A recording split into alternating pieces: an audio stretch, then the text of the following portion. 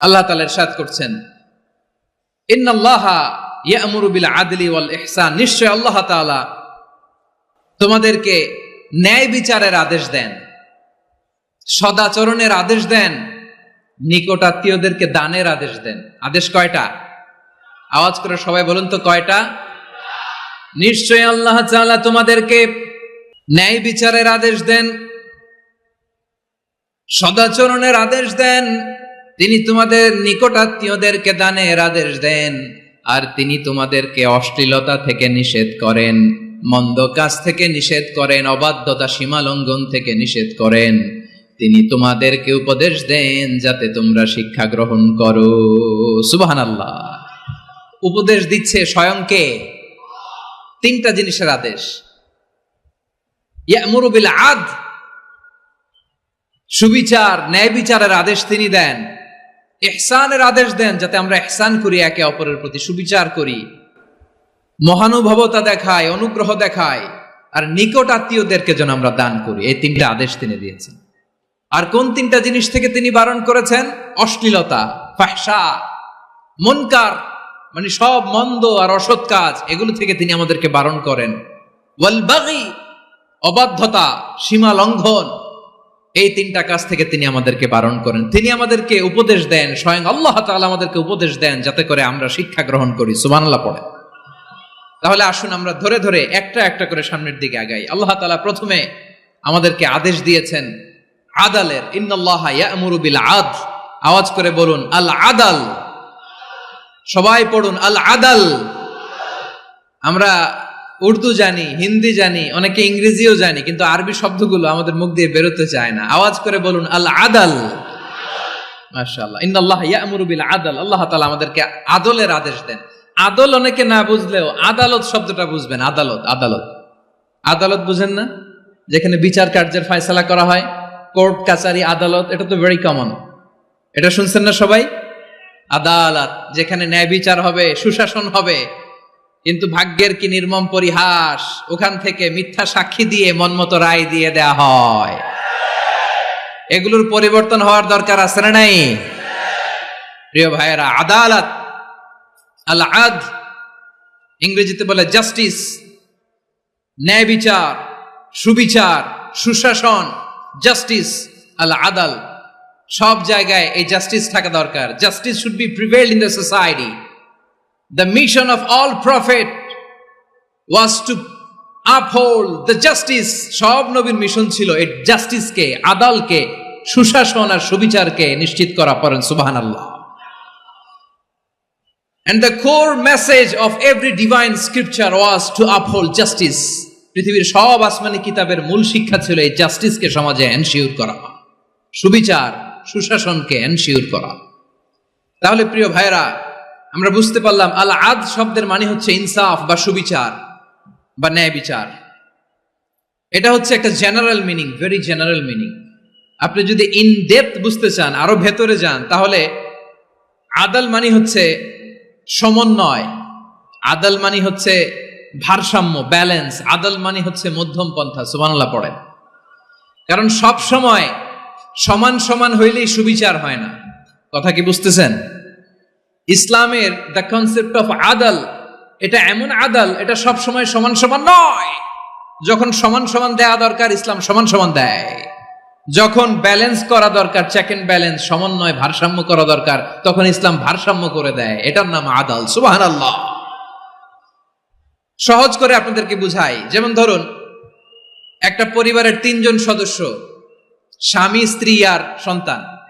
তাদের সকালবেলার ব্রেকফাস্টে, স্বামীর সকালের নাস্তায় স্বামীর 3টা রুটি লাগে, স্ত্রীর 2টা লাগে, আর সন্তানের 1টা রুটি লাগে। এখন আমি যদি সমান সমান করে আদল করতে চাই, সবাইকে যদি 3টা করে রুটি দেই, তাহলে স্বামী বেচারার জন্য ঠিক আছে? কি বলেন? কথা কি বুঝতেছেন না কষ্ট হয়ে যাচ্ছে? যদি সমান সমানের নিয়মে আগাই, তাহলে 3টা করে যদি রুটি দেই, স্বামীর জন্য ওকে, কিন্তু স্ত্রীর জন্য 1টা বেশি হয়ে যায়। আর সন্তানের জন্য কয়টা বেশি হয়? আচ্ছা, এই তো বুঝতেছেন, মাশাআল্লাহ। আচ্ছা, 2টা করে যদি সবাই দেয় সমান সমান নীতিতে, তাহলে স্ত্রীর জন্য, স্ত্রী বেচারির জন্য ঠিক আছে, কিন্তু স্বামীর কয়টা কম পড়ে? আর সন্তানের বেশি হয়ে যায় কয়টা? আচ্ছা, সমান সমান নীতিতে সবাইকে যদি সকালের নাস্তার জন্য একটা করে রুটি দেই, সন্তানের জন্য ঠিক আছে, কিন্তু স্ত্রী বেচারির কম পরে কয়টা, স্বামীর কম পরে কয়টা? দুইটা। কথা কি বুঝতেছেন? আর আমি যদি স্বামীকে দেই তিনটা, স্ত্রীকে দেই দুইটা, আর সন্তানকে দেই একটা, তাহলে কারো অপচয় হবে না, যার যতটুকু দরকার ঠিক ততটুকুই কাজে লাগবে। চিল্লায় বলেন ঠিক কিনা? এটাই হচ্ছে ইসলামের আদল, যেখানে যার যতটুকু দরকার তাকে সেখানে ঠিক ততটুকু দিয়ে দেওয়ার নামই হচ্ছে আদল। চিল্লায় পড়েন আল্লাহু আকবার। রব্বুল আলামিন বলেন, ইউসিকুমুল্লাহু ফি আওলাদিকুম লিযযাকারি মিসলু হাযযিল উনসায়াইন। আল্লাহ তোমাদেরকে ওসিয়ত করেন, তোমাদেরকে আদেশ দেন, উত্তরাধিকার সম্পদ যখন বন্টন হবে, ছেলেরা যতটুকু পাবে মেয়ে পাবে তার অর্ধেক। সুবহানাল্লাহ বলেন। দেখেন, ছেলে যদ্দূর মেয়ে অর্ধেক, ছেলে ডবল পাবে। আপাত দৃষ্টিতে মনে হয় এখানে অবিচার হয়েছে, কিন্তু আসলে কি অবিচার হয়েছে? আপনি বিয়ের ক্ষেত্রে যান, ওইখানে আবার ছেলে মোহরানা দেয়, মেয়ে সেখানে মোহরানা পায়, তাহলে চেক এন্ড ব্যালেন্স, ভারসাম্য, ব্যালেন্স, মধ্যম পন্থা এখানে আছে না নাই? এটাই হচ্ছে ইসলামের আদল। আল্লাহ তাআলা এই আদলের আদেশ দিয়েছেন, সুবিচার, ন্যায় বিচার, সুশাসন এবং ভারসাম্যের আদেশ দিয়েছেন। প্রিয় ভাইয়েরা, একটি শান্তিময় সমাজ, একটা সমৃদ্ধ সমাজ, একটা মানবিক সমাজ যদি আমরা পেতে চাই, এই আয়াতের মধ্যে যতগুলো পয়েন্ট আছে সবগুলোর বাস্তবায়ন লাগবে। কথা বুঝতে পেরেছেন? বলেন, আওয়াজ করে বলেন, আমরা একটা শান্তির সমাজ চাই কি চাই না? আমরা একটা সমৃদ্ধ বাংলাদেশ চাই কি চাই না? আমরা একটা মানবিক বাংলাদেশ চাই কি চাই না? এই আয়াতে আল্লাহ তাআলা একটা মানবিক সমাজের রূপরেখা টেনেছেন। তার প্রথম কথা হচ্ছে, ইন্নাল্লাহা ইয়ামুরু বিল আদল। আল্লাহ তাআলা তোমাদেরকে আদলের নির্দেশনা দেয়, সুবিচার, সুশাসনের নির্দেশনা দেয়।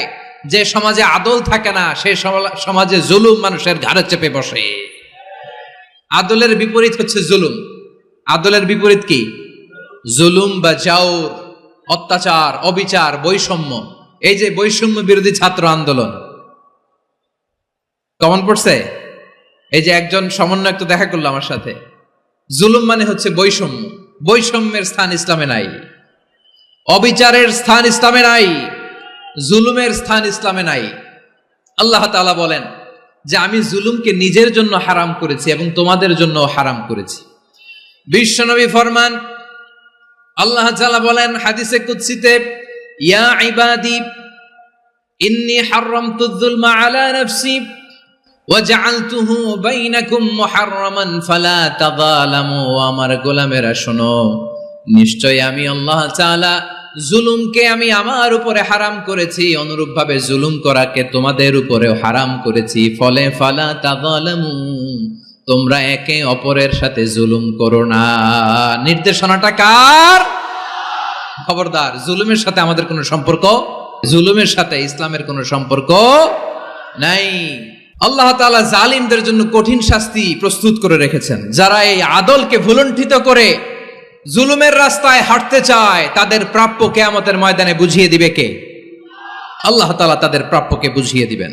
এজন্য বিশ্বনবী বলে, খবরদার, তোমরা ইনসাফ করবে, আদল করবে, জুলুম করবে না। আয-যুলমু যুলুমাতুন ইয়াউমাল কিয়ামা, জুলুম কিয়ামতের দিন অন্ধকার হয়ে জালিমের ঘাড়ে চেপে বসবে। আবার বিশ্বনবী বলতেন, ইত্তাকি দাওয়াতাল মাজলুম, খবরদার, তোমরা মজলুমের কান্নাকে ভয় করো। ফাইন্নাহু লাইসা বাইনাহু ওয়া বাইনাল্লাহি হিজাব, কেননা মজলুমের কান্নার মাঝে আর আল্লাহর আরশের মাঝে কোনো পর্দা থাকে না। বিশ্বাস হয়? এই কথা বিশ্বাস হয়? এর জলজ্যান্ত প্রমাণ তো আমরা নিজেরাই দেখলাম। হ্যাঁ, মজলুমের কান্না ফুলে ফেপে মহিরুহ হয়ে, পাহাড়ের মতো হয়ে, বিস্ফোরিত হয়ে জালিমের মসনদকে ছারখার করে দিয়েছে। এর প্রমাণ তো আমরা নিজেরাই তো দেখলাম। জালিমের পরিণতি কি হয় আমরা জীবদ্দশাই তো দেখলাম। এমনও কোনো জুলুম নাই যে হয় নাই, ঠিক কিনা বলেন? আহারে জুলুম, আহারে জুলুম। রিসেন্টলি আয়না ঘরের কিছু ছবি প্রকাশিত হয়েছে সোশ্যাল মিডিয়ায়, দেখেছেন আপনারা? হ্যাঁ, ছোট্ট একটা জায়গা, স্বাধীন মানুষকে প্রাণীর মতো, পাখির মতো খাঁচায় বন্দী করে রেখেছে। কখন দিন কখন রাত কিচ্ছু জানে না। কখন দিন কখন রাত কিছু জানে না, বছরের পর বছর কেটে গিয়েছে। এক্সট্রা জুডিশিয়াল কিলিং এর কোনো হিসাব নাই, বিচার বহির্ভূত হত্যা, এনফোর্স ডিসঅ্যাপিয়ারেন্স, গুম, যেটা সবচাইতে বড় মানবতা বিরোধী অপরাধ। কত মানুষ যে গুম হয়েছে তার কোনো ইয়ত্তা নাই। যেই ফ্যামিলির সদস্য গুম হয়েছে তারা কি ওই লোকটার জন্য মাগফিরাতের দোয়া করবে নাকি সুস্বাস্থ্যের দোয়া করবে তারা নিজেরাও জানতো না, কারণ জানে না ও বেঁচে আছে না মরে গেছে। আহা, বিডিআর নওজোয়ানদের যারা ছাড়া পেল দেখলাম, বিনা অপরাধে, কোনো অন্যায় ছাড়া, অপরাধ ছাড়া তাদের জীবন থেকে, তাদের তারুণ্যের, তাদের যৌবনের 15 বছর, 16 বছর, 17 বছর নাই, 6 মাস বয়সের ছোট বাচ্চাকে রেখে জেলে গেছে। 6 মাসের মেয়ে বেরোয় দেখে মেয়ের বয়স 17 বছর। মেয়ে বাবারে চিনে না, বাবা মেয়েরে চিনে না। মেয়েকে এখন বিয়ে দিয়ে আরেক ছেলের হাতে তুলে দিবে। মেয়ের শৈশব বাবা দেখে নাই, মেয়ের কৈশোর বাবা দেখে নাই, মেয়ের তারুণ্য দেখে নাই।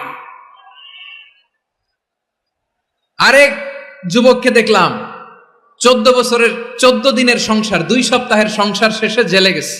কত যুবকের যে স্ত্রী চলে গিয়েছে ফ্যামিলি ছেড়ে, কারণ জানে না তো কবে আসবে, কি হবে, কেউ জানতো না। দাম্পত্য জীবনের মাত্র 14 দিনের স্মৃতি, এই স্মৃতিকে আঁকড়ে ধরে এক বোন 16টা বছর, 17টা বছর কাটিয়ে দিয়েছে। আমি নিউজটা দেখে ভাবলাম, আমার এই বোনের প্রতিটি দিন কিভাবে কেটেছে, প্রতিটি রাত কিভাবে কেটেছে, প্রতিটি ক্ষণ কিভাবে কেটেছে। বিশ্বনবী বলেছেন, ইত্তাকি দাওয়াতাল মাজলুম ফাইন্না লাইসা বাইনাহু ওয়া বাইনাল্লাহি হিজাব। মাজলুমের কান্নাকে ভয় করো, কারণ মাজলুমের কান্না আর আল্লাহর মাঝে কোনো পর্দা থাকে না। আমরা আর এরকম কোন জুলুম বাংলাদেশে দেখতে চাই না, জোরে বলেন ঠিক কিনা? আর কেউ নতুন করে জালিম হোক আপনারা চান? আবার নতুন করে কেউ ফ্যাসিস্ট হোক আপনারা চান? এক দল আরেক দলকে নিশ্চিহ্ন করার রাজনীতিতে মেতে উঠুক, এটা আপনারা চান? আমরা বাংলাদেশকে আদল দিয়ে সাজাতে চাই। আমরা এই 56,000 বর্গ মাইলের প্রতিটা ইঞ্চি মাটিকে কোরআনের আইন দিয়ে সাজাতে চাই। রাজি আছেন আপনারা? কারা কারা রাজি দেখান হাত তোলে আল্লাহকে।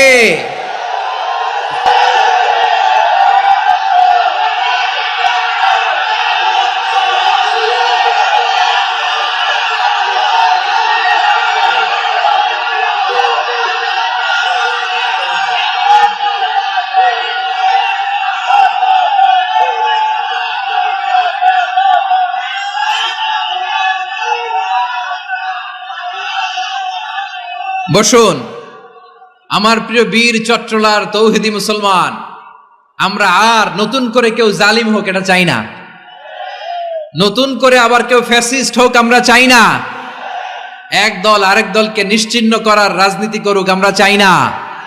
আমরা সুশাসনের বাংলাদেশ চাই, আমরা মানবিক বাংলাদেশ চাই, আমরা একটা সমৃদ্ধ বাংলাদেশ চাই, আমরা বিশ্বের বুকে সম্মান নিয়ে মাথা উঁচু করে দাঁড়াতে চাই, ঠিক কিনা বলেন? আল্লাহ বললেন, এটা যদি তোমরা চাও, একটা সমৃদ্ধ সমাজ যদি বিনির্মাণ করতে চাও, মানবিক সমাজ যদি বিনির্মাণ করতে চাও, আমি তোমাদেরকে সেজন্য প্রথমে আদালতের নির্দেশ দিলাম। ইন্নাল্লাহা ইয়া'মুরু বিল আদল, নিশ্চয় আল্লাহ তাআলা তোমাদেরকে ন্যায় বিচার, সুশাসন এটার আদেশ দেন। সুবহানাল্লাহ। আদাল, ন্যায় বিচারের আদেশ আল্লাহ তাআলা কোরআনের বিভিন্ন আয়াতে দিয়েছেন। আল্লাহ তাআলা বলছেন, ইন্নাল্লাহা ইয়া'মুরুকুম আন তুআদ্দুল আমানাতি ইলা আহলিহা ওয়া ইযা হাকামতুম বাইনান নাসি আন তাহকুমু বিল আদল ইন্নাল্লাহা নি'ম্মা ইয়া'iযুকুম বিহি ইন্নাল্লাহা কানা সামিআন বাসীরা। আল্লাহ তাআলা বললেন, আল্লাহ আদেশ দিচ্ছেন, যে ব্যক্তি আমানতের হকদার তার হাতে তোমরা আমানত পৌঁছে দাও, আর যখন তোমরা বিচার কার্য করবে, বিচার ফায়সালা করবে, আদালতের সাথে করো। সুবহানাল্লাহ বলেন। ওয়া ইযা হাকামতুম বাইনান নাসি আন তাহকুমু বিল আদল, আদালতের সাথে করবা। আল্লাহ তাআলা বলেন যারা জাজ হবে, বিচারক হবে, তাদের যদি বাদী বিবাদীর কারো সাথে শত্রুতা থাকে, কারো সাথে যদি কোনো ধরনের রেষারেষি থাকে, আল্লাহ বলেন বিচার কার্য করতে যে ওই শত্রুতা রেষারেষির কারণে আদালতের বাইরে যে অবিচার করে বিচার করো না। ওয়ালা ইয়াজরিমান্নাকুম শানাআনু কওমিন আলা আল্লা তা'দিলু ই'দিলু হুয়া আকরাবু লিত্তাকওয়া ওয়াত্তাকুল্লাহা ইন্নাল্লাহা খাবীরুম বিমা তা'মালুন। খবরদার কোন জাতির প্রতি, কোন গোষ্ঠীর প্রতি, কোন গোত্রের প্রতি আক্রোশ যেন তোমাদেরকে ন্যায় বিচার থেকে দূরে সরিয়ে না দেয়, বরং আমি আল্লাহর আদেশ হলো ই'দিলু, তোমরা আদল করো, ন্যায় বিচার করো, সুবিচার করো, সুশাসন প্রতিষ্ঠা করো। হুয়া আকরাবু লিত্তাকওয়া, এটাই তাকওয়ার সবচেয়ে কাছাকাছি। সুবহানাল্লাহ বলেন। কোরআনের বিভিন্ন আয়াতে আল্লাহ তাআলা স্পেসিফিকলি ধরে ধরে বিচার করার সময় আমরা যেন আদল করি সেটা বলেছেন। কোরআনের কোন কোন জায়গায় আল্লাহ তাআলা এই আল আদ শব্দটা ব্যবহার করেছেন। আবার একই জিনিস ইনসাফ, সুবিচার, সুশাসন, ন্যায় বিচার, ন্যায় পরায়ণতা বুঝাতে আল্লাহ তাআলা কখনো কখনো আল কিসত শব্দটা ব্যবহার করেছেন। আওয়াজ করে সবাই বলুন আল কিসত। প্রিয় ভাইরা, সবাই আওয়াজ করে আমার সাথে সাথে বলুন আল কিসত। আল্লাহ তাআলা বলেন ওয়া ইন হাকামতা ফাহকুম বাইনাহুম বিল কিসতি ইন্নাল্লাহা ইউহিব্বুল মুকসিতিন। যখন তুমি বিচার করবে, বিশ্বনবীকে উদ্দেশ্য করে অ্যাড্রেস করে বললেন, নবী হে, ইহুদিরা কোনো বিষয়ে মীমাংসার জন্য যদি আপনার দরবারে আসে, যদি বিচার করতে হয়, খবরদার অবিচার করবেন না। ফয়সালা যেটা করবেন কিসতের সাথে করবেন, ন্যায় পরায়ণতার সাথে করবেন, কারণ ইন্নাল্লাহা ইউহিব্বুল মুকসিতিন, নিশ্চয় আল্লাহ রাব্বুল ইজ্জাত ন্যায় পরায়ণশীলদেরকে বড্ড ভালোবাসেন। সুবহানাল্লাহ বলেন। ন্যায় পরায়ণ লোকদেরকে আল্লাহ তাআলা বড্ড ভালোবাসেন। অন্য আয়াতে আল্লাহ তাআলা বলছেন وَنَضَعُ الْمَوَازِينَ الْقِسْطَ لِيَوْمِ الْقِيَامَةِ فَلَا تُظْلَمُ نَفْسٌ شَيْئًا। আমি কিয়ামতের দিন ন্যায় পরায়ণতার মানদণ্ড স্থাপন করব, যেটাকে আমরা মিজানের পাল্লা বলি। আল্লাহ বলেন ন্যায় বিচারের মানদণ্ড কিয়ামতের ময়দানে আমি আল্লাহ স্থাপন করব। সেদিন কারো প্রতি বিন্দু পরিমাণ, এক চুল পরিমাণ অবিচার করা হবে না, কোনো অবিচার করা হবে না। সেদিন সুশাসন হবে, সুবিচার হবে, ন্যায় পরায়ণতার সাথে বিচার হবে। আওয়াজ করে পড়েন আল্লাহু আকবার। তাহলে প্রিয় ভাইরা, যে তিনটি বিষয়ে আল্লাহ তাআলা আমাদেরকে আদেশ দিয়েছেন, তার প্রথমটা হচ্ছে আদালত, ইনসাফ, সুবিচার, ন্যায় বিচার। এটা আমরা চাই কি চাই না? বিশ্বনবী ন্যায় বিচার, ন্যায় পরায়ণতা, সুশাসন প্রতিষ্ঠিত করেন কি করেন নাই? আপনারা বিশ্বনবীর সিরাত যারা পড়েছেন, আপনি দেখবেন বিশ্বনবীর সিরাতের পরতে পরতে, বাঁকে বাঁকে, সিরাতের বাঁকে বাঁকে এই আদালতের নমুনা মেলে। সুবহানাল্লাহ বলেন। ছোট্ট একটা নমুনা রাসূল সাল্লাল্লাহু আলাইহি ওয়াসাল্লামের আসসিরা আল আতরা থেকে ছোট্ট একটা নমুনা আপনাদের খেদমতে এখানে উপস্থাপন করি। বিশ্বনবী সাল্লাল্লাহু আলাইহি ওয়াসাল্লাম মক্কা বিজয় করলেন ৮ম হিজরিতে। মক্কা বিজয় শেষে তিনি কয়েক সপ্তাহ মক্কাতে অবস্থান করলেন। ইন দ্য মিন টাইম মক্কার একটা ভেরি প্রেস্টিজিয়াস এন্ড ডিগনিফাইড ফ্যামিলির নারী চুরিতে ধরা পড়ল। কিসে ধরা পড়ল? সবাই বলেন কিসে? আমাদের সমাজে আসেনি এটা? আছে? ছোট না বড়? হ্যাঁ, হিসাব করে শেষ করা যায় না। ৩.৫ লাখ কোটি টাকা নাই উন্নয়ন প্রকল্পের নামে। উন্নয়ন প্রকল্পের নামে ৩.৫ লাখ কোটি টাকা নাই। ৩.৫ লাখ কোটি টাকা লিখতে পারবেন আপনি? এক টানে লিখতে পারবেন? বুঝতেছেন কত বড় সংখ্যা? বনু মাখজুমিয়া গোত্রের এক নারী মক্কায় চুরিতে ধরা পড়ল। বলেন তো চুরি করলে বিধান কি? কি কাটতে হবে? চুরির বিধান হলো হাত কেটে দাও। তাও সেটা গোপনে নয়, প্রকাশ্যে জনসম্মুখে হাত কেটে দাও। বনু মাখজুমিয়া গোত্রের নারী যখন চুরিতে ধরা পড়লো, সাহাবারা চিন্তায় পড়ে গেলেন। সবেমাত্র মক্কার লোকেরা কালিমা পড়ে মুসলমান হয়েছে। ইসলামের আইন কানুন তেমন জানে না, ইসলামের শরিয়ার সাথে বেশি পরিচিত নয়। এখন যদি বিশ্বনবী চুরির যেই বিধান এটা যদি কায়েম করে হাত যদি কেটে দেয়, না জানি মক্কার লোকেরা আবার বিগড়ে যায়, না জানি মক্কার লোকেরা আবার মুরতাদ হয়ে যায়, না জানি মক্কার লোকেরা ইসলাম থেকে দূরে সরে যায়। চলো চলো সাহাবীরা মিলে পরামর্শ করলেন, চলো বিশ্বনবীর কাছে যে বলি, ও নবী, শুধু কেবলমাত্র একমাত্র এই নারীর জন্য চুরির হাত কাটার বিধানটা আপনি একটু থামিয়ে দেন। চুরির হাত কাটার যে বিধান এখানে একটু রহিত করে দেন, বাকিগুলা কইরেন মদিনাতে যে চলবে, কিন্তু মক্কায় এবারের জন্য মাফ করে দেন। কিন্তু কে বলবে? এই যে পরামর্শ, সাজেশন, এটা কে দিবে বিশ্বনবীর কাছে? সাহাবারা চিন্তায় পড়ে গেলেন। আল্লাহর নবীর সামনে দাঁড়িয়ে আল্লাহর দেয়া হুদুদ, আল্লাহর দেয়া বিধান থামিয়ে দেওয়া, মাফ করে দেওয়া, এই কথা বিশ্বনবীর সামনে বলার সাহস তো কেউ রাখে না। কেউ কেউ বলল, বিশ্বনবীর পালক পুত্র যায়েদ বিন হারেসার সন্তান উসামারে বিশ্বনবী নাতির মতো আদর করে, বড্ড বেশি ভালোবাসে উসামারে। এজন্য সাহাবারা উসামাকে বলতো হিব্বু রাসূলিল্লাহ, বিশ্বনবীর ভালোবাসা। কি বলতো? সাহাবীরা বললেন, বিশ্বনবীর ভালোবাসা হিব্বু রাসূলিল্লাহ, উসামারে পাঠাও। উসামারে বিশ্বনবী নাতির মতো স্নেহ করে, মায়া করে, ভালোবাসে। আমরা পারবো না, উসামা পারবে। সবাই মিলে ফুলিয়ে ফুসিয়ে ওসামাকে, ছোট্ট ওসামাকে রাজি করালো। ওসামা এমন এমন কথা যে তুমি বিশ্বনবীর কাছে বলতে হবে, পারবা নাকি? ওসামা বলে, পারবো। সাইয়েদনা ওসামা রাদিয়াল্লাহু তাআলা আনহু তরুণ সাহাবী বিশ্বনবীর কাছে গেলেন, যে বললেন, নবী, বনু মাখজুমিয়া গোত্রের এক নারী চুরিতে ধরা পড়েছে, এবারের জন্য কি এই মহিলাটারে মাফ করে দিলে হয় না? এবারের জন্য একটু ক্ষমা করা যায় না নবী? বিশ্বনবী বলেন, আতাশফাউ ফি হাদ্দিম মিন হুদুদিল্লাহ, তোমার এত বড় সাহস উসামা, তুমি আল্লাহর হাত, আল্লাহর দেয়া বিধান, এটার ব্যাপারে সুপারিশ করতে এসেছো?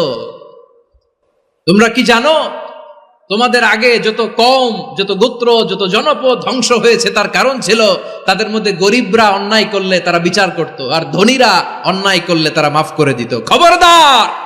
ওয়া আইমুল্লাহ লাউ আন্না ফাতিমাতা বিনতি মুহাম্মাদিন সারাকাত লাকাতা মুহাম্মাদুন ইয়াদাহা।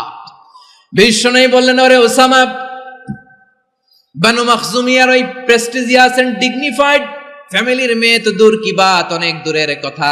জেনে রেখো ওসামা, আমার কলিজার টুকরা, নয়নের পুটুলি ফাতেমাও যদি মক্কার জমিনে আজকে এই চুরির দায়ে ধরা পড়তো, আমি বিশ্বনবী মুহাম্মাদুর রাসূলুল্লাহ ধরে ফাতেমার ডান হাতটা কেটে দিতে এক বিলম্ব দেরি করতাম না। ইন্নাল্লাহা ইয়া'মুরু বিল আদল, আমাদেরকে জাস্টিস শিখায়।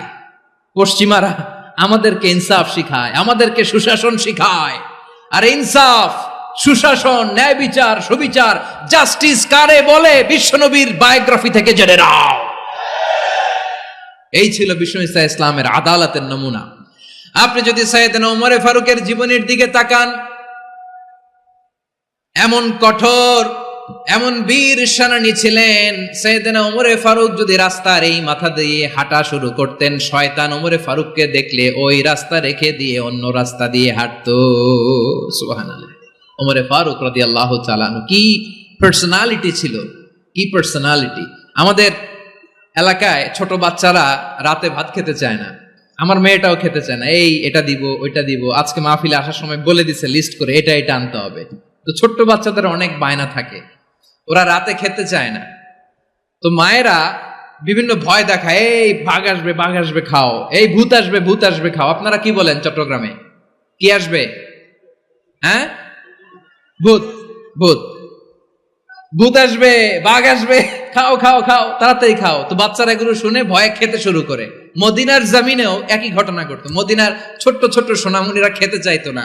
তো মায়েরা বলতো, হা হুয়া ইয়াতি উমর, হা হুয়া ইয়াতি উমর, ওই যে উমর আসতেছে, উমর। ওমরে ফারুকের কথা শুনলে বাচ্চারা একেবারে ঠান্ডা। সুবহানাল্লাহ পড়বেন না?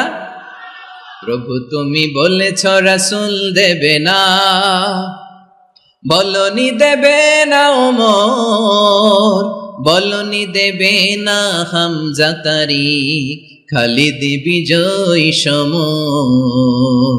প্রভু তুমি বলেছ রাসূল দেবে না, বলনি দেবে না ওমর, বলনি দেবে না হামজা তারি, খালিদ বিজয় সমর, প্রভু তুমি বলেছ রাসূল দেবে না। আল্লাহু আকবার। ওমর ফারুক রাদিয়াল্লাহু তাআলা আনহু, ওনার কথা শুনলে গায়ের মধ্যে গুজবাম হয়, গায়ের পশমগুলো দাঁড়িয়ে যায়। সুবহানাল্লাহ বলেন। কি পার্সোনালিটি ছিল, কি ব্যক্তিত্ব ছিল। মুনাফিকরা ওমর ফারুককে জমের মতো ভয় পেতেন। শয়তান, খুদ শয়তান অন্য রাস্তা দিয়ে হাঁটতো। ওমর ফারুক রাদিয়াল্লাহু তাআলা আনহুর জীবনে যদি দেখেন, তাহলে সেখানে আপনি আদালতের, ইনসাফের, সুশাসনের, জাস্টিসের নমুনা দেখতে পাবেন। কয়টা শুনবেন? সাইয়েদনা ওমর ফারুকের রাদিয়াল্লাহু তাআলা আনহুর সন্তান আব্দুর রহমান মিশরে মদ খেয়ে মদ্যপ অবস্থায় ধরা পড়েছে। মদ খাওয়ার কারণে, মদ যদি কেউ পান করে আর যদি প্রমাণিত হয়, তার বিচার হলো 80 বেত। আওয়াজ করে বলেন কয় বেত? বাংলাদেশেও তো এই আইন আছে নাকি? বাংলাদেশে আছে? হ্যাঁ, মদ খাইলে 80 বেত, এই আইন বাংলাদেশে চালু হোক। আমরা চাই কি চাই না? চাই সবাই। এজন্যই তো ইসলাম ভাল লাগে না। ইসলামকে ভাল লাগে না। ইসলামকে আউট করে রাখতে পারলেই তো এরকম বড় বড় বোতল খাওয়া যায়। একেবারে সহজ, পানির মতো সহজ হিসাব, একেবারে সহজ। ওমর ফারুক রাদিয়াল্লাহু তাআলা আনহুর ছেলে ভুল করে মদ পান করে ফেলেছিলেন। আব্দুর রহমান, ঘটনা ঘটেছে মিশরে। মিশরের গভর্নর তখন আমর ইবনুল আস রাদিয়াল্লাহু তাআলা আনহু। আব্দুর রহমানের ভাই যে গভর্নরকে বলল, গভর্নর যদি একটু দয়া করেন, খলিফার ছেলে আমার ভাই আব্দুর রহমান মদ্যপ অবস্থায় ধরা পড়েছে, জনসম্মুখে যদি আপনি বেত্রাঘাত করেন আমাদের প্রেস্টিজ থাকে না, যদি 80 বেত আপনি মারেন আমার কোনো কথা নাই, কিন্তু ঘরের ভেতরে মারেন। আব্দুর রহমানের ভাইয়ের সুপারিশ শুনে সাইয়েদনা আমর ইবনুল আস রাদিয়াল্লাহু তাআলা আনহু রাজি হয়ে গেলেন। ঘরের ভেতরে লোকচক্ষুর আড়ালে 80 বেত তিনি মানলেন। কিন্তু ঘটনাক্রমে এই কথা লুকিয়ে লুকিয়ে ঘরের ভেতরে 80 বেত মারার কথা সাইয়েদনা ওমর ফারুক মদিনা থেকে জানতে পারলেন। মদিনা থেকে তিনি ফরমান জারি করলেন, এই বিচার যেমনটি আমর ইবনুল আস আদায় করেছে, এটা প্রকৃতপক্ষে আদায় হয় নাই। আসো সবাই মদিনায় আসো, আমর ইবনুল আস মদিনায় আসো, আব্দুর রহমানও আসো, সবাই আসো, জনসম্মুখে এই বিচার কার্যকর করতে হবে। সাইয়েদনা ওমর ফারুক মসজিদে নববীর পিলারের মধ্যে নিজের ছেলেকে বাঁধলেন, আবার জনসম্মুখে 80টা বেত তার গায়ের মধ্যে মারলেন। মাজমুয়ে ফাতাওয়া ইবনে তাইমিয়া রাহিমাহুল্লাহ উনি এটা নকল করেছেন। এটা সবচেয়ে বিশুদ্ধ মত। আরো অনেক মত আছে, মারা গেছে কবরের উপর, ওগুলো বাদই দিলাম। কেমন খলিফা ছিলেন, কেমন খলিফা! পশ্চিমারা তোমরা জাস্টিস আমাদেরকে শেখাও, ইনসাফ কারে বলে, সুশাসন আমাদেরকে তোমরা শিখাও। ওমর ফারুক রাদিয়াল্লাহু তাআলা ওই বিচারকে তিনি ধর্তব্য মনে করেন নাই। মদিনাতে এনে আবার জনসম্মুখে আবার 80 বেত মেরেছেন। মিশরে ওমর ফারুক রাদিয়াল্লাহু তাআলা আনহু আমর ইবনুল আসকে গভর্নর করে পাঠালেন। সেখানে আমর ইবনুল আসের ছেলে একটা প্রতিযোগিতায় রানার আপ হয়েছে। এক মিশরি সেখানে চ্যাম্পিয়ন হয়েছে। রানার আপ বুঝতে পেরেছেন তো? রানার আপ সেকেন্ড হয়েছে, এক মিশরি হয়েছে চ্যাম্পিয়ন প্রথম। কিন্তু গভর্নরের ছেলে ও জিততে পারে নাই। ও রাগে ওই মিশরির গায়ের মধ্যে কয়েকটা লাঠি দিয়ে বাড়ি মেরেছে। মিশরি যে মদিনাতে ওমর ফারুকের কাছে বিচার দিলেন, আপনার গভর্নরের ছেলে অন্যায়ভাবে আমার গায়ে হাত তুলেছে। সাইয়েদনা ওমর ফারুক আবার ফরমান জারি করলেন, আসো মদিনাতে আসো। মিশরীকে ডাকলেন। ওই মিশরের গভর্নর আমর ইবনুল আস রাদিয়াল্লাহু তাআলা আনহুকে ডাকলেন, তার ছেলেকেও ডাকলেন। সবাই বসে রইল। আমর ইবনুল আস রাদিয়াল্লাহু তাআলা আনহু মাথা নিচু করে বসে আছেন, লজ্জায় কাচুমাচু। হায় হায়, আজকে আমার ছেলের কারণে আমিরুল মুমিনিন খলিফাতুল মুসলিমিন ওমর ফারুকের কাছে আমি জনসম্মুখে লজ্জিত হচ্ছি। সাইয়েদনা ওমর ফারুক বললেন, এই নাও লাঠি, গভর্নরের ছেলে তোমার মাথার মধ্যে যতগুলো বাড়ি মেরেছে, আজকে জনসম্মুখে তুমি অতগুলা বাড়ি মারো। মিশরি বলে, থাক, আপনি যে ডেকে আনছেন সবার সামনে এটা বলছেন, এতেই আমি খুশি। আল্লাহু আকবার! আপনার মহানুভবতা দেখে আমি খুশি, আর অপমানের দরকার নাই। ওমর ফারুক বলে, না, খবরদার এই কথা মিশরি তুমি বলো না, মারো, যতগুলা বাড়ি মেরেছে মারো। বাধ্য হয়ে মিশরি আমর ইবনুল আসের সামনে ওনার কলিজার টুকরা সন্তানের মাথার মধ্যে বাড়ি মারতে আরম্ভ করলেন। ঠিক যতগুলা বাড়ি গভর্নরের ছেলে আমর ইবনুল আসের ছেলে মিশরির গায়ে মেরেছিল, মাথায় মেরেছিল, মিশরি গুনে গুনে ততটা মারলেন। এই দৃশ্য দেখে ওমরে ফারুক রেগে মেগে আগুন, রাগের চোটে রাগ সামলাতে না পেরে আর নিজেকে সামলাতে না পেরে মিশরিরে বললেন, ছেলেরে মারা শেষ হয়ে গেলে এবার বাবার টাক মাথার মধ্যে কয়েকটা বাড়ি মার। রাগের চোটে, আউট অফ অ্যাঙ্গার, রাগের চোটে যে আমার পাঠানো গভর্নর আমর ইবনুল আস তার ছেলেকে কেন আদব তারবিয়া কেন শিক্ষা দিতে পারে না, ছেলেরে মারা হইলে এবার আমর ইবনুল আসের মাথার মধ্যে দুইটা মারো। এটা রাগে বলেছেন, এটা শাস্তি হিসেবে না। সুবহানাল্লাহ পড়ে। তোমরা আমাদেরকে সুশাসন শিখাও, আমাদেরকে সুশাসন শিখাও। বিশ্বনবী বলেন আদল এটা যেন তেন বিষয় না, এটা দিয়েই মানবিক সমাজ গড়তে হবে। আল্লাহ তাআলা কিয়ামতের কঠিন ময়দানে যেদিন স্বামী স্ত্রীকে চিনবে না, স্ত্রী স্বামীকে দেখে পালিয়ে যাবে, বন্ধু বন্ধুরে চিনবে না, পীর সাহেব মুরিদরে চিনবে না, মুরিদ পীর সাহেবরে চিনবে না, দলের কর্মী তার নেতারে চিনবে না, নেতা তার কর্মীরে চিনবে না, বন্ধু বন্ধুরে দেখে পালাবে। এই কঠিন মুহূর্তে সূর্যটা মাথার কাছে চলে আসবে, জমিনটা তামার জমিন হবে, আজকের জমিনের মতো নয়। মানুষ ঘর্মাক্ত ক্লান্ত শ্রান্ত মাথার মগজগুলো কানের ছিদ্র আর নাকের ছিদ্র দিয়ে বেয়ে বেয়ে পড়বে। বিশ্বনবী ফরমান কিয়ামতের ওই কঠিন ময়দানে 7 শ্রেণীর ব্যক্তিকে রব্বুল আলামিন তার আরশের নিচে ছায়া দিবেন।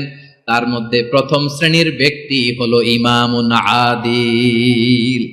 ইমামুন আদিল, ন্যায়পরায়ণ শাসক, যে ইনসাফের সাথে বিচার করে, যে জাস্টিস সমাজে সার্ভ করে, যে সুশাসন নিশ্চিত করে, ওই ইমামুন আদিল। আদিল শব্দটা বুঝছেন না? ইন্নাল্লাহা ইয়া'মুরু বিল আদল, পাইছেন? আদিল। 7 শ্রেণীর ব্যক্তিকে আল্লাহ তাআলা সুশীতল আরশের নিচে ছায়া দিবেন, যেদিন তার দেয়া ছায়া ছাড়া কোনো ছায়া থাকবে না। এর প্রথম হচ্ছে ইমামুন আদিল, ন্যায়পরায়ণ শাসক। চিল্লায় বলেন সুবহানাল্লাহ। আবার বিশ্বনবী বললেন ইন্নাল মুকসিতিনা ইনদাল্লাহি আলা মানাবিরা মিন নূর আন ইয়ামিনির রহমান। কিয়ামতের দিন যারা ন্যায়পরায়ণ হিসেবে আল্লাহর সামনে দাঁড়াবে, কিয়ামতের দিন রব্বুল আলামিন তার আরশের ডান দিকে ওই ন্যায়পরায়ণ লোকদের জন্য আরশের ডান দিকে একটা নূরের মিম্বারে তাদেরকে বসার সুযোগ করে দিবে। আল্লাহর আরশের ডান দিকে ন্যায়পরায়ণ লোকদের জন্য আল্লাহ তাআলা নূরের মিম্বার বানাবে। 4 কেন কথা মনে করেছেন? আল আদাল, জাস্টিস। ইন্নাল্লাহা ইয়া'মুরু বিল আদল। আল্লাহ তাআলা এই আদালতের নির্দেশনা দেয়, সুবিচার, সুশাসন। প্রিয় ভাইয়েরা, এটা আমরা বাংলাদেশে চাই কি চাই না? এই যে অরাজকতা, এই যে অন্যায়, এই যে জুলুম, এই যে ইনকনসিস্টেন্সি, সমাজের অসঙ্গতি, এর প্রধান কারণ জাস্টিস নাই, সুবিচার নাই, সুশাসন নাই। শেষবারের মতো আওয়াজ করে বলেন তো, আমরা বাংলাদেশে আদল চাই কি চাই না? তাহলে প্রথম নির্দেশনা শেষ। আল্লাহ তাআলা তোমাদেরকে আদলের আদেশ দেন। এরপরে আল্লাহ বললেন আমি তোমাদেরকে ইহসানের আদেশ দেই। ইন্নাল্লাহা ইয়া'মুরু বিল আদলি ওয়াল ইহসান। আমি তোমাদেরকে যেমনি আদলের নির্দেশনা দেই, তেমনি ভাবে তোমাদেরকে ইহসানের নির্দেশনা দেই। ইহসান, আওয়াজ করে সবাই বলেন তো ইহসান। সবাই বলেননি, সবাই বললে এতটুকু আওয়াজ হবে আমি বিশ্বাস করি না। আওয়াজ করে বলুন আল ইহসান। ইহসান মানে কারো প্রতি সফট হার্টেড হওয়া, মহানুভব হওয়া, অনুগ্রহ পরায়ণ হওয়া, অনুগ্রহশীল হওয়া, একে অপরের প্রতি দয়াদ্র হওয়া। একে অপরের প্রতি দয়াদ্র অনুগ্রহশীল হওয়া ছাড়া মানবিক সমাজ কশিনকালেও গঠন করা সম্ভব না। প্রিয় ভাইয়েরা, সুন্দর আচরণ দিয়ে, ইহসান দিয়ে যা জয় করা যায়, নরম আচরণ দিয়ে যেটা অর্জন করা যায়, কঠোরতা দিয়ে সেটা পারা যায় না। বিষ্ণু ঈসা ইসলাম ইহসান দিয়ে, কোমল আচরণ দিয়ে, তার অনুগ্রহ দিয়ে তিনি অনেক কাফিরের হৃদয়কে জয় করে ফেলেছেন। সাইয়েদনা সুমামা ইবনে উসাল রাদিয়াল্লাহু তাআলা আনহুর কথা মনে পড়ে যায়। তিনি ছিলেন ইয়ামামার বাদশা।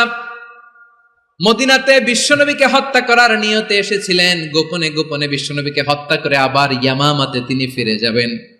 কিন্তু কি অবাক করা কাণ্ড, হত্যা করতে পারে নাই, সাহাবাদের হাতে তিনি ধরা পড়ে গেলেন।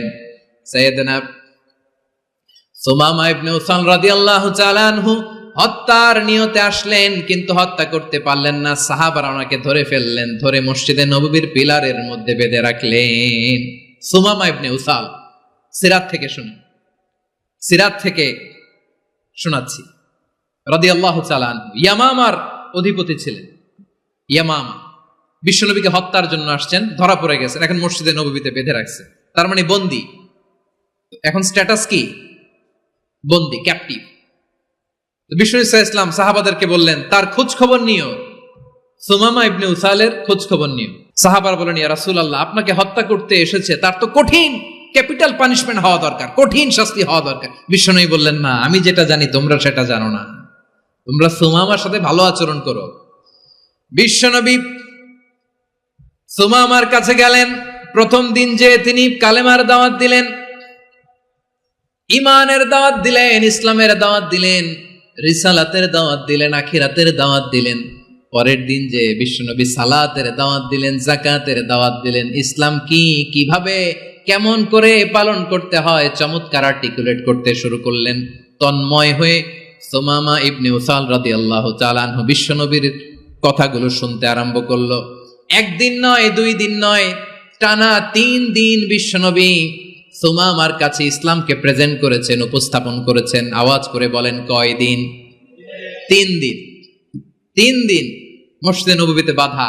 আর সাহাবীদেরকে বললেন তার খোঁজ খবর নিও, তোমরা যে রুটি বানাও এর মধ্যে সবচেয়ে ভালো আটার রুটিটা তারে দিও, সবচেয়ে রিফাইন্ড খেজুর, যেটা পিওর খেজুর, এটা তারে দিও। আর বিশ্বনবী নিজের উট থেকে দুধ দহন করে ওনার বাড়ির এক কর্মচারীকে বলেছেন, দুধ দহন করে সুমামার জন্য নিয়ে যেও। সুবহানাল্লাহ পড়বেন না? সবাই তো অবাক, ইয়ামামা থেকে আসছে নবীকে হত্যা করতে, বিশ্বনবী দেখে তারে জামাই আদর করে, তাকে মজার মজার খাবার দিও, দুধ দিও, আদর আপ্যায়ন করো। 1 দিন নয়, 2 দিন নয়, টানা 3 দিন বিশ্বনবী এভাবে সুমামার কাছে যে ইসলামকে প্রেজেন্ট করতে আরম্ভ করলেন, ইসলামকে উপস্থাপন করতে শুরু করলেন। আর তাকে চমৎকার এন্টারটেইনমেন্ট, আপ্যায়ন দিতে আরম্ভ করলেন। টানা 3 দিন যখন ইসলামের দ্য বিউটিজ অফ ইসলাম, ইসলামের সুমহান বাণী, সৌন্দর্য তার কাছে উপস্থাপন শেষ, বিশ্বনবী বললেন সাহাবাদেরকে, যাও এবার সুমামার হাতের পায়ের রশি দুটো খুলে দাও। সাহাবারা বললেন, ইয়া রাসূলুল্লাহ, কি বলেন আপনি? ও তো হত্যাকারী, সুযোগ পায় নাই, আপনারে মারতে পারে নাই, ছেড়ে দিলে আবার ও আপনার উপর তলোয়ার নিয়ে ঝাঁপিয়ে পড়বে। নবী, এই সিদ্ধান্ত আপনি নিতে যাবেন না। বিশ্বনবী বললেন, যেটা বলেছি সেটা করো, সুমামার রশিগুলো ছেড়ে দাও, সুমামার হাতে পায়ের রশিগুলো যে তোমরা খুলে দাও। সাহাবারা তর্ক জুড়ে দিলেন, লা ইয়া রাসূলুল্লাহ, এমনটা করবেন না, তো ভয়ঙ্কর ভয়ঙ্কর খুনি, কি জানি কি হয়ে যায়। বিশ্বনবী বললেন, না, তার হাতে পায়ের রশিগুলো খুলে দাও। সাহাবারা বিশ্বনবীর কথা মতো তার হাতে পায়ের রশিগুলো খুলে দিল। সুমামা মুহূর্তের মধ্যে মসজিদে নববী থেকে বের হয়ে ইয়ামামায় ফিরে না যে মসজিদে নববীর পাশে একটা খেজুর বাগান ছিল, সেখানে চলে গেলেন।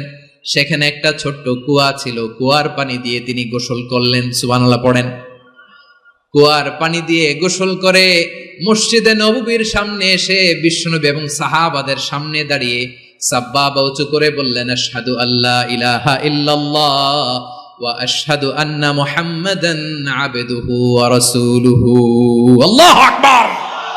আমি সাক্ষ্য দিচ্ছি আল্লাহ ছাড়া কোনো ইলাহ নাই, আর মুহাম্মদ আল্লাহ তাআলার প্রেরিত বান্দা এবং রাসূল। প্রিয় ভাইয়েরা, ইহসান দিয়ে যা জয় করা যায়, কঠোরতা দিয়ে সেটা কঠিনকালেও জয় করা যায় না। আওয়াজ করে বলেন ঠিক কি না?